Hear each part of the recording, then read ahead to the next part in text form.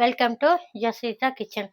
இன்றைக்கி ரசப்பொடி எப்படி அரைக்கலான்னு பார்க்கலாங்க. நான் இப்படி தான் அரைப்பேங்க. இந்த மாதிரி அரைச்சி ரசம் செஞ்சு பாருங்க. ரசம் சூப்பராக இருக்கும். அடுப்பு பற்ற வச்சு ஒரு 3/4 கப்பு மிளகு,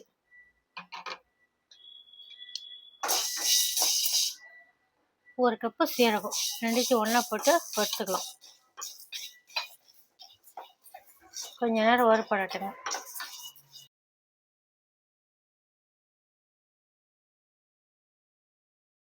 இந்த டைமில் நம்ம எடுத்துடலாம். எடுத்து தட்டில் கொட்டி ஆற வச்சுக்கலாம். ஒரு ஸ்பூன் கடலைப்பருப்பு, 1 ஸ்பூன் துவரம்பருப்பு, இதையும் ட்ரையாக வறுத்து எடுத்துக்கலாங்க. லைட்டாக வறுபட்டதுமே தனியா இந்த கப்பால் 1 கப்புங்க போட்டு இதையும் வறுத்துக்கலாம். இந்த அளவுக்கு வறுபட்டதுமே எடுத்து தட்டில் போட்டுக்கலாம். இப்போ கருவேப்பிலை போட்டுக்கலாம்.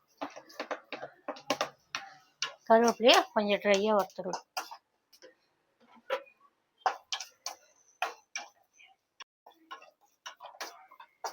இந்த ஸ்டேஜில் ஒரு 15 காஞ்ச மிளகாய் எடுத்துன்னு தரணும்.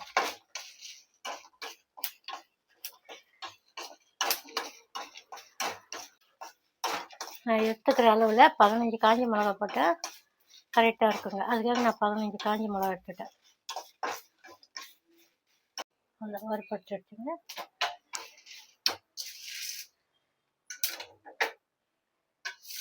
எடுத்து அதே பிளேட்டில் போட்டு ஆற வச்சுக்கலாங்க. இப்போ பெருங்காயம் நான் ஒரு 2 ஸ்பூன் போட்டுக்கிறேங்க. பெருங்காயம்,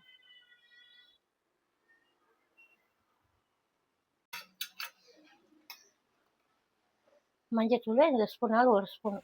இப்போ நம்ம வறுத்து வச்ச பொருள் மொத்தம் அப்படியே ஆறட்டுங்க. ஆறதுக்கப்புறம் இப்போ நம்ம மிக்ஸியில் போட்டு பொடி பண்ணிட்டு வந்துடலாம்.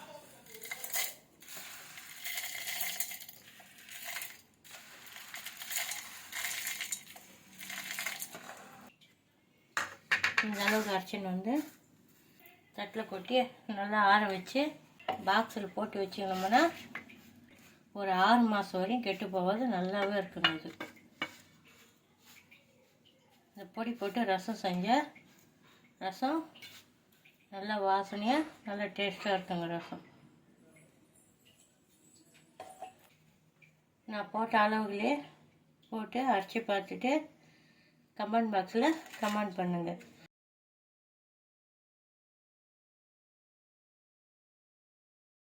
உங்களுக்கு எங்கள் பார்த்து தந்துட்டு பிடிச்சிருக்கோம்.